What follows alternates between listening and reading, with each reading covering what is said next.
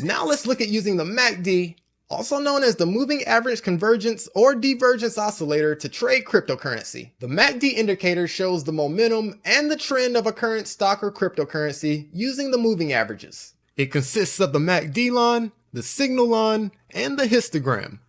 On a day chart, the MACD line is the difference between the 12-day and the 26-day exponential moving averages of the cryptocurrency price.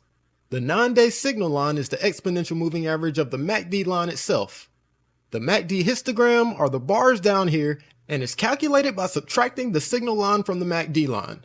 We went over how to add to your cryptocurrency investment with the MACD in the previous section, but it can also be very helpful for finding entry and exit points for trading. There are multiple trading strategies you can use with the MACD indicator. You could use the signal line and the MACD line to implement a crossover strategy for buying and selling, similar to the moving averages crossover strategy we went over earlier. You could also use the zero line on the MACD chart as a signal to buy or sell. When the MACD line crosses above the zero line, this could be a buy signal, and vice versa for the sell signal. When the MACD line is above the zero line, this is considered bullish, and below the zero line is considered bearish.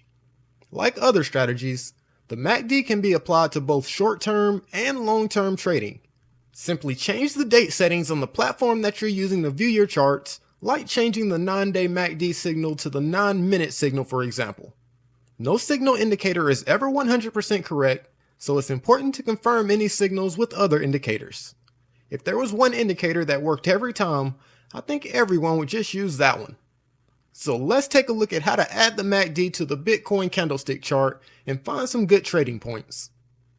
On TradingView, I'm going to go up to this little squiggly line here at the top menu, and then I'm going to search for MACD in the search bar.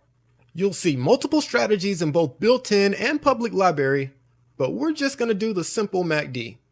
So at the bottom of our chart now, we can now see the MACD.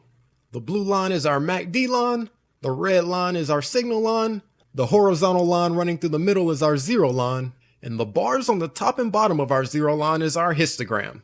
Combining all these indicators creates a very strong trading tool. So let's look at one strategy you could use to buy and sell using the MACD. When the MACD line crosses the signal line, this is a strong buy signal.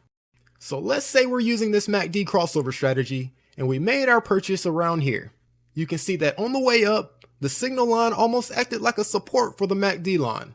It touched it a few times, but continued with the uptrend. We got our first sell signal around here when the MACD line crossed below the signal line.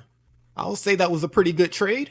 The signal line then acted as a resistance for the MACD line, and we didn't get another buy signal until the MACD line crossed above the signal line again around here. You then would have held on to your Bitcoin for this good little run here, and sold around this area here. Using the MACD crossover strategy seems to work great for Bitcoin. But remember to always combine each strategy with other strategies to confirm reversals. For about the past 2 months, Bitcoin has been in a downtrend. But is it time to get back in yet? Let's check using the MACD. So if you were using your MACD to trade for the rally and the downturn, you probably would have got in around here. You then would have rode it all the way up and actually sold it at a very good price up here. Instead of holding the bag like many others, we're gonna wait until it's the right time to buy again. We let the price consolidate all the way down, and then we received another entry point around here. This is where I started adding to my trading position again, and I'm still holding, waiting for the next breakout. The MACD line is also starting to pass the zero line, so things are looking good. I'll see you in the next video.